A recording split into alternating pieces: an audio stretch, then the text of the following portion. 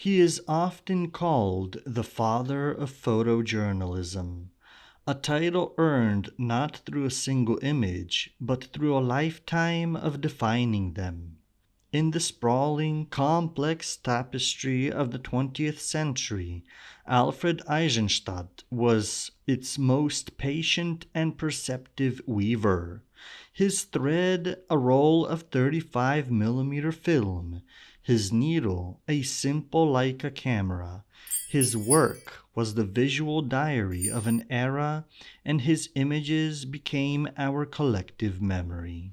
When we picture the 20th century, we see it, in no small part, through his eyes. We see the ecstatic world relieving joy at the end of a global conflict, not through a politician signing a treaty, but through the spontaneous, chaotic embrace of a sailor dipping a nurse in Times Square. That image, VJ in Times Square, is perhaps his most famous, a single frame that summed up the euphoria many Americans felt as the war came to a close. It was not posed, it was not planned, it was, like all his great works, a storytelling moment, found and caught. Einstein's genius was one of intimacy and excess. He was the quiet man with the little camera who could disarm kings, dictators, and movie stars, earning him the nickname the Gentle Executioner. From a resistant Anthony Eden, he photographed nearly 2,500 stories for Life magazine, the publication he helped build from its very first issues. More than 90 of his photographs graced its cover, making his vision the weekly window through which millions of Americans saw their world. He pioneered a new way of seeing. In an age of bulky 4x5 press cameras and blinding flashbulbs, Eisenstaedt chose the small, handheld 35mm Leica and the soft, revealing honesty of natural light. This choice was a revolution. It allowed him to be nimble, flexible, and most importantly, invisible. He did not come as an intruder, as he famously said, "I don't come as a photographer, I come as a friend." This philosophy, it is more important to click with people than to click the shutter, allowed him to capture the spirit beneath the surface, the human being behind the public face. His life was a journey that mirrored the century's turbulence, from an affluent Jewish childhood in Imperial Germany through the trenches of the First World War to a celebrated career in Weimar Berlin cut short by the rise of the very fascism he documented. He was a refugee who fled oppression, an immigrant who embraced his new home, and an artist who helped that home understand itself. This is the story of Alfred Eisenstaedt, the man who did not just witness our time, but shaped our very witness of it.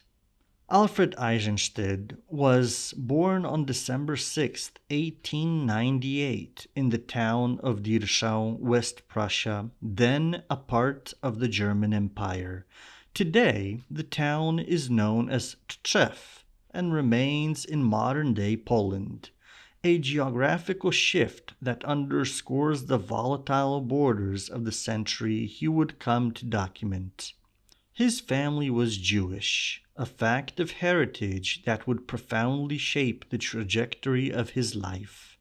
His father, Joseph Eisenstaedt, was a successful retailer, and his mother was Regina Schon. Alfred was one of three brothers raised in an environment of relative affluence and cultural assimilation. In 1906, when Alfred was 8 years old, the Eisenstaedt family relocated. They left the provincial atmosphere of Dirschau for the kinetic, sprawling metropolis of Berlin. This was the heart of Imperial Germany, a city brimming with industrial energy, artistic ferment, and intellectual ambition.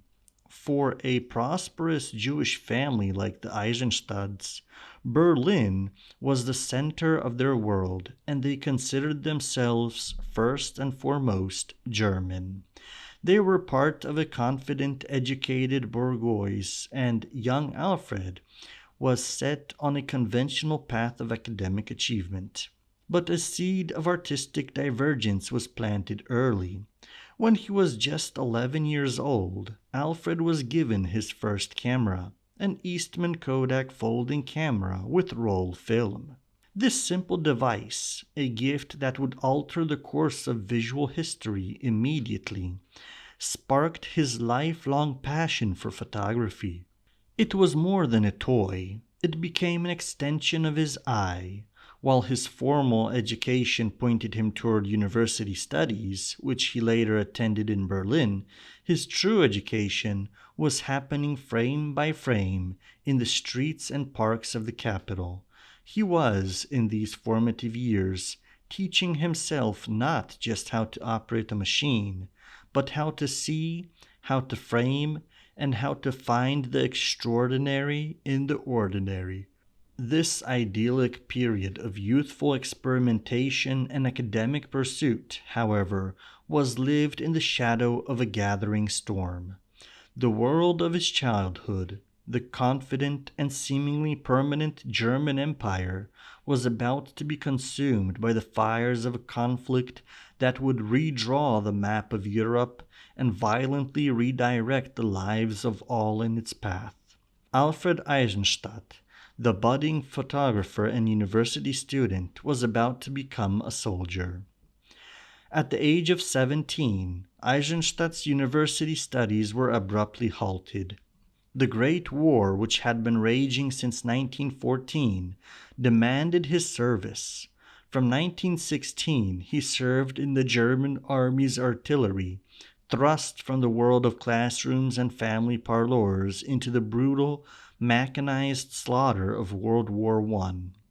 This experience was the first great crucible of his life, forging a resilience that would define him. His time at the front came to a violent end in 1918, the final year of the war. He was severely wounded, struck by shrapnel in both legs. The injuries were grave, taking him out of the war and very nearly ending his mobility. He was discharged in April 1918 and returned to his family's home in Berlin, a wounded veteran in a nation on the verge of collapse and defeat. The recovery was arduous. For a full year, the young man, who would later be celebrated for his quickness and flexibility, was bound to crutches and a cane, slowly, painfully regaining the use of his legs. This period of forced immobility may have been a blessing in disguise. Unable to move quickly, he was forced to watch intently.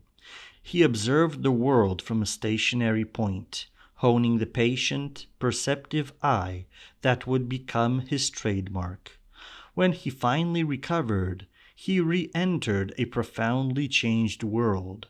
The German Empire was gone, replaced by the chaotic, impoverished, and vibrant Weimar Republic. Like many veterans, he needed work, any work. He found a job as a belt and button salesman. It was a respectable position, but for a man who had survived artillery fire and was brimming with creative energy, the daily routine of samples and ledgers was, as he later admitted, crushingly dull. This profound boredom became the catalyst for his professional life. To escape the monotony of his sales job, he returned to the passion of his youth, photography. It was no longer just a hobby. It became an obsession. He dedicated his free time to mastering the craft, teaching himself the technical intricacies of developing film and enlarging photos in his own makeshift darkroom. He was not just taking pictures, he was studying the medium. He became particularly intrigued by the work of Dr. Erich Salomon, a fellow German who was pioneering a new style of photography. Salomon used a small camera to snap spontaneous shots of European dignitaries in unguarded moments, capturing a sense of candor and realism that was unheard of. Eisenstaedt saw in Solomon's work the future of the medium, a future he wanted to be a part of. The transition from amateur passion to professional pursuit began in 1928. Eisenstaedt, still a salesman by day, began taking photographs on the side as a freelancer. He sold his work to the Berlin office of Pacific and Atlantic Photos, an agency that would later be absorbed by the global powerhouse, the Associated Press. His first truly professional sale came in 1929, and the subject matter was telling. While on vacation, he photographed a woman playing tennis.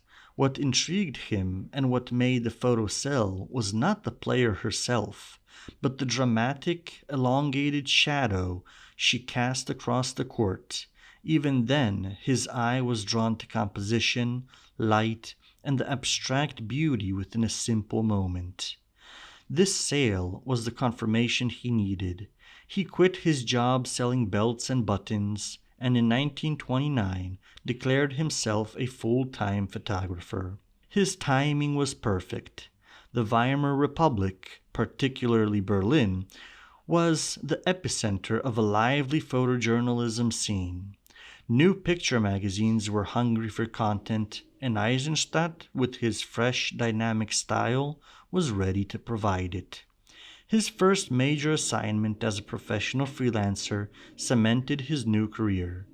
He was sent to Stockholm in December 1929 to cover the Nobel Prize ceremony.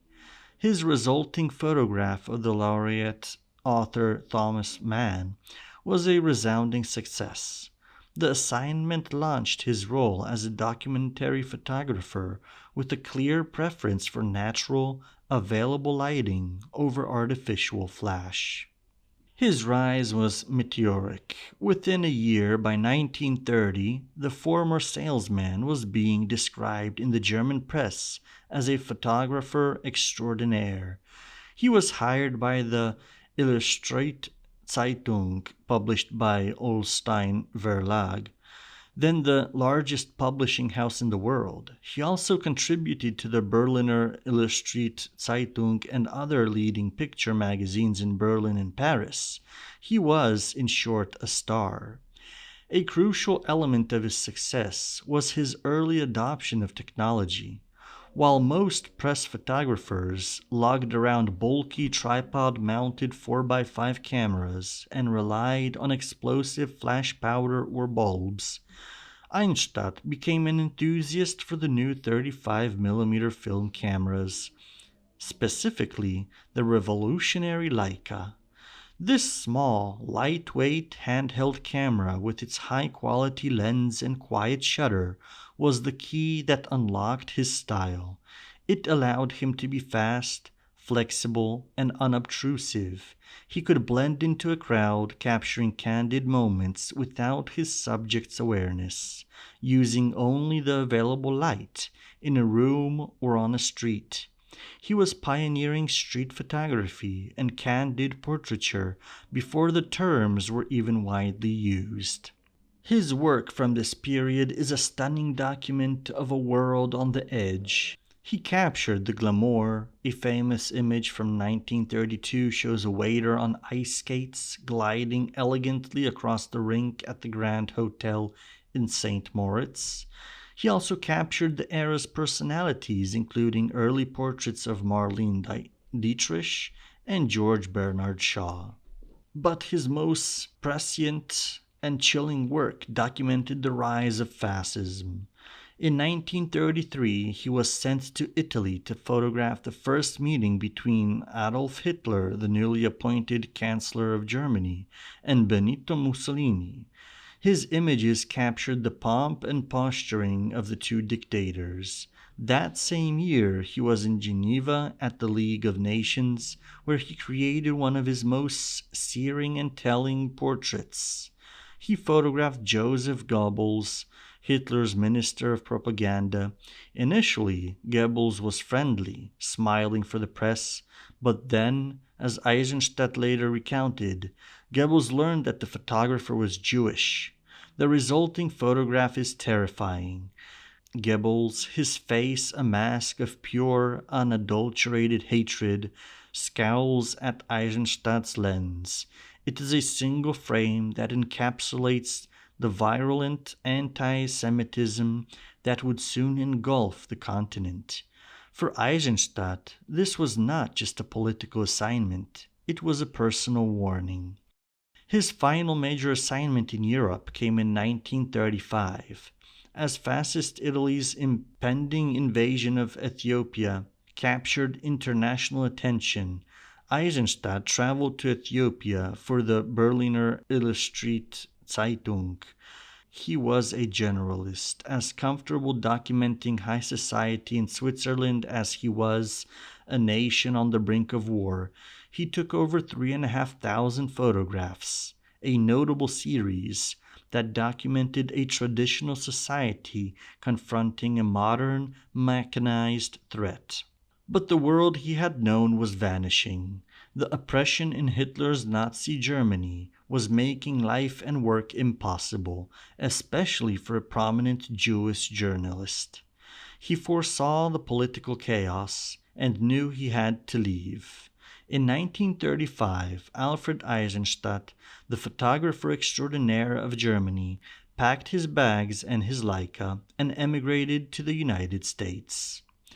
Alfred Eisenstaedt arrived in the United States in 1935 and settled in New York City. He was a refugee, but one with a world-class portfolio and a reputation that preceded him. He immediately found his footing in the American media landscape. He joined Pix Publishing, a photo agency founded by fellow Associate Press emigres Leon Daniel and Celia Kutschuk. He also began freelancing for the country's most prestigious publications, including Harper's Bazaar, Vogue, and Town and Country. He was adapting his sophisticated European style to the slick, fast-paced world of American magazines. His arrival coincided with a seismic shift in American publishing. Henry Luce, the ambitious founder of Time magazine, was preparing to launch a new, revolutionary publication that would prioritize the photographic image above all else. It was to be called Life. In April 1936, Luce hired Eisenstaedt, whose work in Europe was already noted, as one of the new magazine's original 4 staff photographers. He was joined by Margaret Bourke-White, Thomas McAvoy, and Peter Stackpole. This original 4 would, in effect, invent modern American photojournalism. Eisenstadt's impact was immediate. One of his images was published on the cover of the second issue of Life, and from that point on, he was the magazine's leading photographer. He became a staff photographer from 1936 until 1972, a run of unparalleled influence and productivity. When the United States entered World War II, Eisenstadt's status as a recent immigrant, he became a naturalized citizen in 1942, shaped his assignments. While other photographers went to the front lines, Eisenstaedt was tasked with covering the American home front. His assignment, in essence, was to uplift the American spirit. He took to this task with gusto, documenting Americans going to school, to college, and to war. He captured the poignant farewells of American soldiers and their sweethearts, and the simple pastimes like skiing and film going that defined American life. Even after he was naturalized, Eisenstadt found he preferred these human interest assignments over foreign ones. He had a profound affection for his adopted country and its people. One of his most resonant images from this period was taken in 1936 in Atlanta, Georgia, titled Little Boy Selling Coca-Cola at Roadside. The photograph is a masterful piece of documentary symbolism.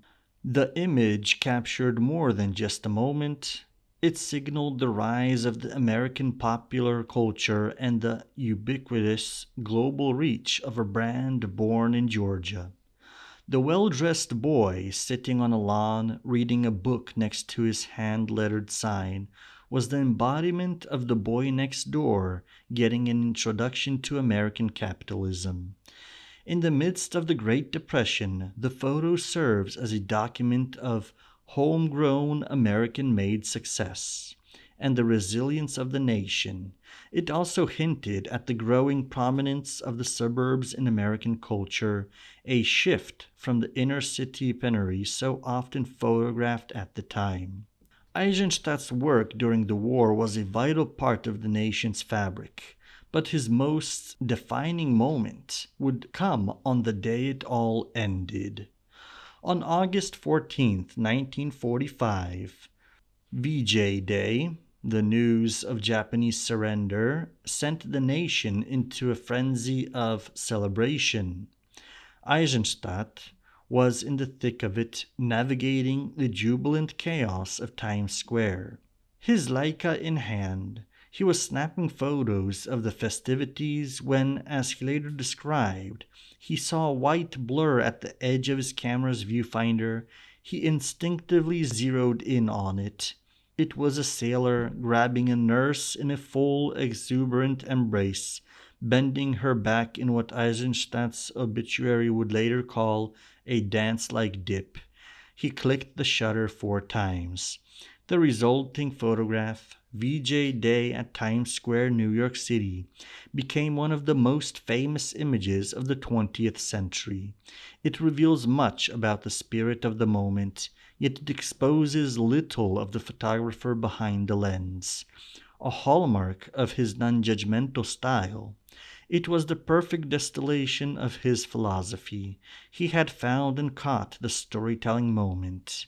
The image was not of a treaty signing or a general's parade.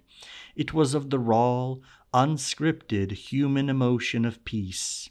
It was the euphoria of a world reborn, captured in a single, timeless kiss. The post-war years cemented Alfred Einstadt's status as a legend. He was the dean of today's miniature camera experts, as Life described him in 1944. With the magazine's circulation booming at 2 million readers, Eisenstadt's reputation and his images became part of the American consciousness. His true genius, however, lay not just in his technique, but in his psychology. His philosophy was his greatest tool. "They don't take me too seriously with my little camera," he once stated. This was his strategy. He actively cultivated an unassuming, friendly presence. "I don't come as a photographer," he would say. "I come as a friend." This approach, combined with his click with people philosophy, allowed him to create a relaxed atmosphere where his subjects, even the most powerful and guarded, let their natural expressions and poses emerge. He was a generalist, equally skilled at capturing the odd faces of children at a puppet show as he was the boardroom machinations of industrialists or the private moments of royalty. This versatility made him a favorite among editors. He was renowned for his ability to capture memorable images of important people in the news, and could be relied upon to get a good photograph in any situation. His non-judgmental but acutely perceptive eye and his innate facility with composition made his photographs enduring documents both historically and aesthetically. His gentle method, however, was not without its challenges. His persistence in getting an authentic shot rather than a canned publicity still earned him a unique reputation among his subjects. Anthony Eden, resistant to being photographed, famously called Eisenstaedt the gentle executioner. The name stuck, perfectly capturing his polite demeanor that masked an iron will to get the storytelling moment.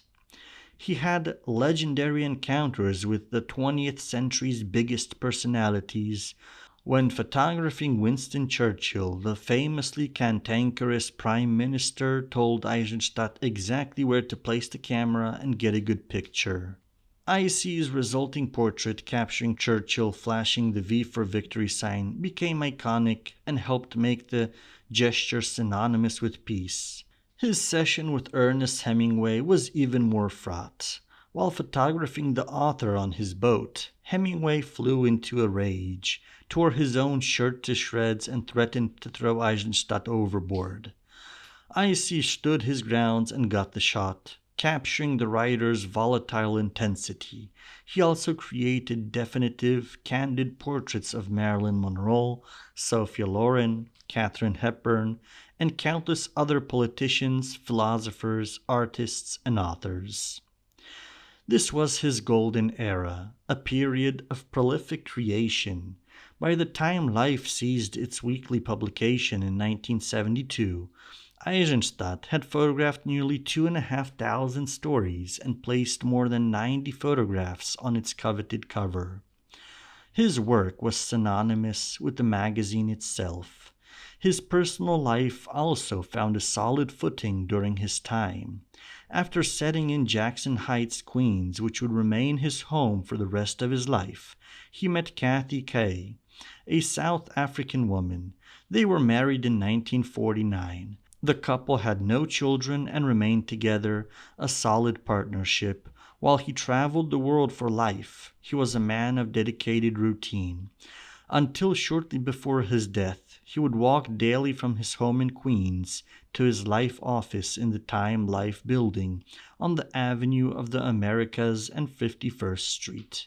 In 1972, this stable world was struck by a devastating double blow. His wife, Kathy, passed away. In that very same year, Life magazine, facing financial pressures from television and new media, ceased its weekly publication. The two central pillars of his adult life, his wife and his magazine, were gone. Eisenstaedt, now in his 70s, was a widower without a structure of his daily life assignments, but he did not stop working. During the 6 years Life was dormant, his sister-in-law, Lucy Kay, provided crucial support, helping him report daily to his office in the Time Life building. He was active as a photojournalist well into his 80s. He took on occasional assignments for Time magazine and other publications like Harper's Bazaar and Vogue. His primary focus, however, shifted to compiling and commenting on his life's work.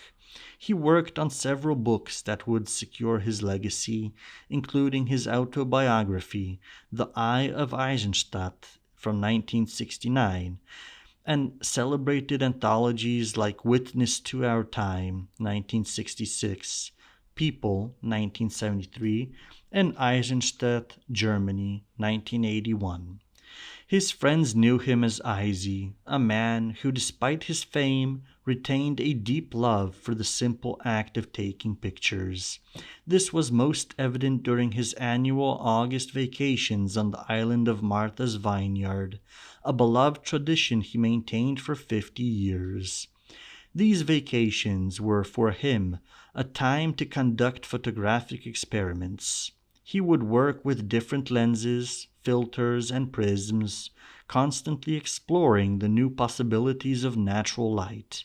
He was particularly fond of the island's photogenic lighthouses and became the focus of lighthouse fundraisers, lending his name and talent to preserve the landmarks he loved.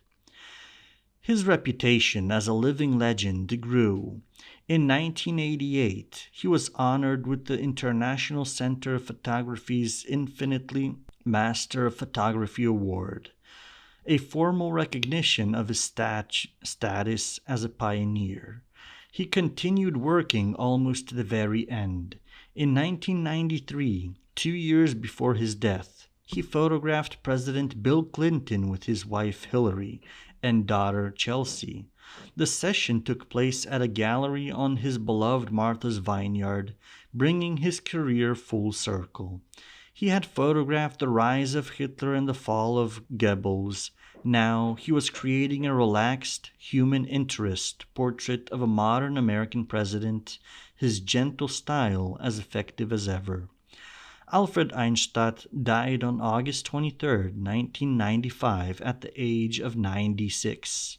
He passed away from a heart attack at his Martha's Vineyard vacation cottage, Pilot House in Oak Bluffs, Massachusetts. He was in the company of his sister-in-law, Lucille Kay, and his photographer friend, William E. Marks.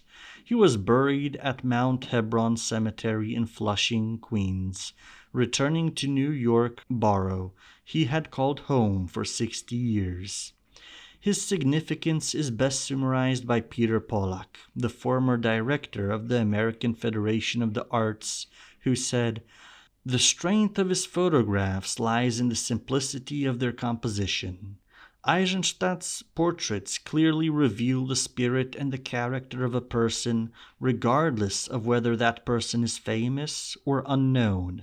The intimacy of his pictures makes the viewer feel like a participant, as if he was present, standing next to the photographer."